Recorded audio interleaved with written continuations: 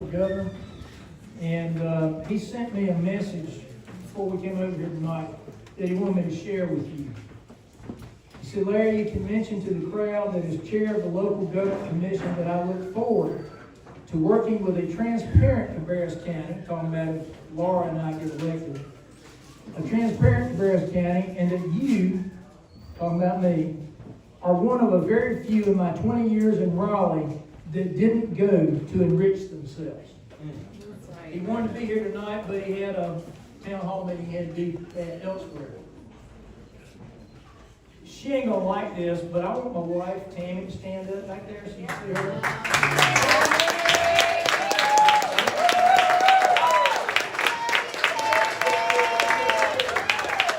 Dale Farwell has done a lot of good things. He helped me a lot when I was in Raleigh. And I've known him 20, 25 years, something like that, been good friends. One of the best things he did for me was I wanted Tammy to be my legislative assistant in Raleigh. She didn't want to do it. She'd been in hospice for 12 years and wanted to keep on working there.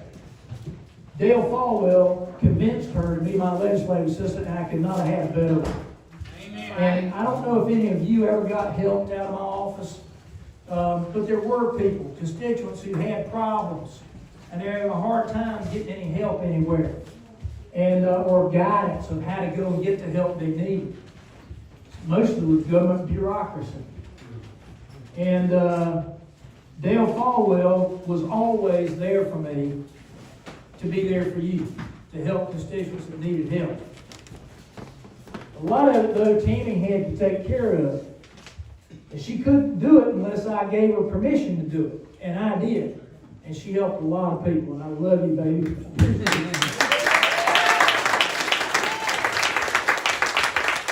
Sitting next to her is our son Samuel, who's a major in the National Guard, and we're so proud of him.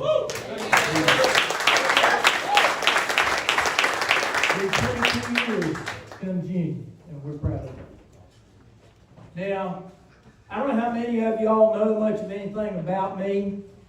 I first ran for the State House in 2008 against Jeff Barnhart, and the reason I ever ran in the first place was because I was sick and tired of seeing representatives in Raleigh not representing the people.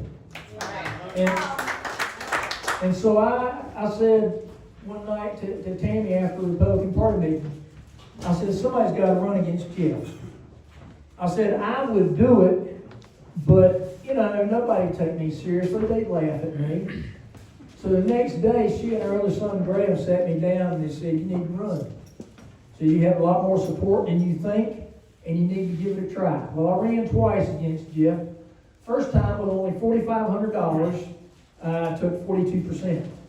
So I knew somebody wanted some change. And second time, $5,000, I only took 40%.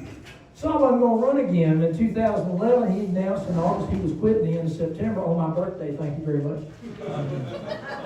And so I put in for the appointment, and Ronnie Long, I think he's right over there, made sure that I got that appointment. And ever since then, he talked about spending all this money against us. I think it's one of the saddest things I've seen. It's happened to me the whole time I was in Raleigh, and it's happening again now. To Brian and Mark and myself, you can't run on your own record. You start lying about people.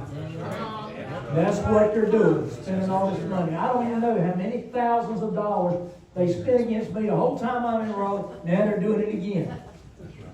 And so, you know, I don't know what it takes to decide that you have to lie because you can't run on your own record, but I think I'd drop out of the race if that was the case. Now, what Laura Lindsay and I want to do is look for wasteful and inappropriate spending in the county budget and cut it out. Yeah. Amen. Yeah. Way to go. And I consider among the inappropriate spending incentives to big businesses that are essentially using the county commission to extort our taxpaying citizens. If they say, you know, you're going to give us this money or you're going to give us these tax breaks or we're not coming, I say we don't need you. Yeah, right. Because you and I are going to have to make up the difference. If they're going to keep the budget so high and want to do all these things they shouldn't even be doing, but are not making them pay taxes do it, guess who's going to pick up the slack? You and I are. We need to cut that out and lower the budget, lower the tax rate. And these cotton picking revaluations that he didn't even have to do for, another 4 years, and he jumped and did it. I think they're just flexing their muscles. Oh, we got Pittman and we got Laura, running against us, so we're going to show them who's boss. That's the way I see it. I have always stood up for the rights of our citizens. I have, some of you may not know who I am, may not know about the 11 years that I was in the state house. One of the things they're trying to say against me is he was ineffective, he didn't get bills passed. I got some things passed. For one thing, if you go to school now to pick up your kids, you don't have to leave your gun at home. You can lock it up in your car. I did that. I made that difference.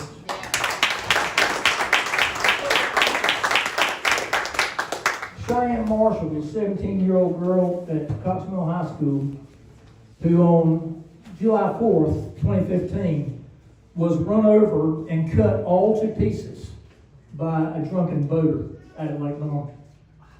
The family came to me because I was their representative, and in 2016, when you're not even supposed to be able to run a new bill, I managed to get a bill passed. You see, that had been treated as a misdemeanor, and a guy ain't serving jail time. I got that changed so that doing that with a boat is the same as killing somebody when you're driving a car drunk is a felony now. I got that done.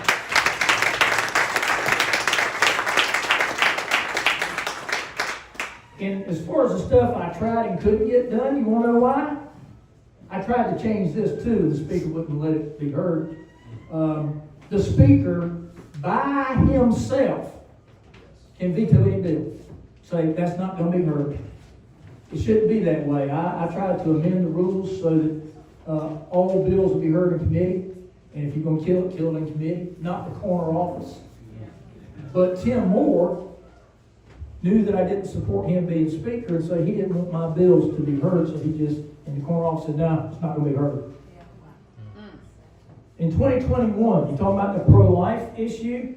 I'm the only member of the state legislature that ever went to jail for saving babies at abortion mills. And the day that I was...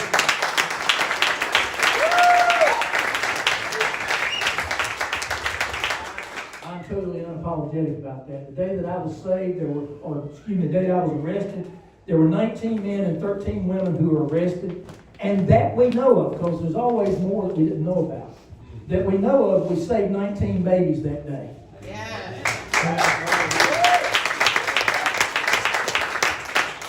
And my wife spent over 200 hours in jail, 36 hours at a time, because she went to jail too.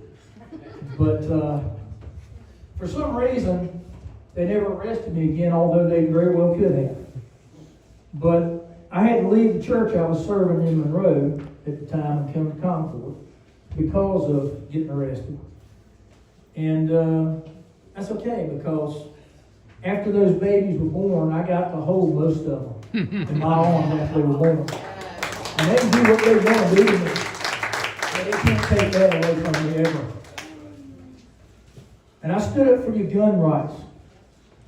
Back to the pro-life. In 2021, I ran House Bill 158, which was a constitutional amendment that you would have gotten a vote on that would have outlawed all abortion, infanticide, and euthanasia. Tim Moore would not let it be heard, and some of the others were saying, if we're going to do anything, we have to be here. We won't get reelected if we do that. Whereas my attitude was always, if I lose an election because I did the right thing, I'd rather that happen than to win an election because I didn't do the right thing or because I didn't try to stop what was wrong.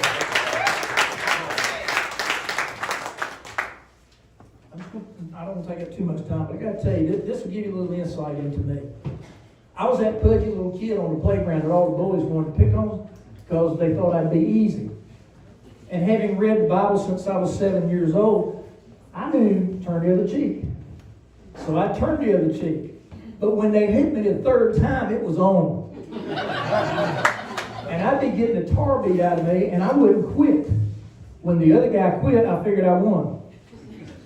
And so one day when I was in the 6th grade, we're just integrating schools in Newbern at that time. And we had moved from out in the country across the river to the city side. We weren't in the city, but I had to go to a city school. And there were 3 6th grade classes. And there were probably 5 black kids, and I didn't even have one in my class. One day out of recess, 10 white boys got around this little black kid, nice little guy, skinny little guy named Michael. And they started pushing him and slapping him and calling him the N-word and tar baby and all kinds of vile stuff I won't repeat. I wasn't raised that way. I got inside that circle with him, and I went up to the biggest boy in the group. He was head and shoulders taller than I was. I looked up at him. I said, "You don't touch him again unless you go through me." That's right. And he looked at me like, "What?" And he kind of laughed, and they all went and left us alone. Later, I ate lunch with Michael in the lunchroom, having just a little boy conversation. And they laughed at us, and you know what they started calling me. And so I was already an outcast. I became even more of an outcast. I don't care. That's right. I wasn't going to stand there and let that happen and not do anything about it. Yeah, that's right. You don't touch it unless you go through me, and I want to tell Steve Morris. You don't touch these people unless you go through me.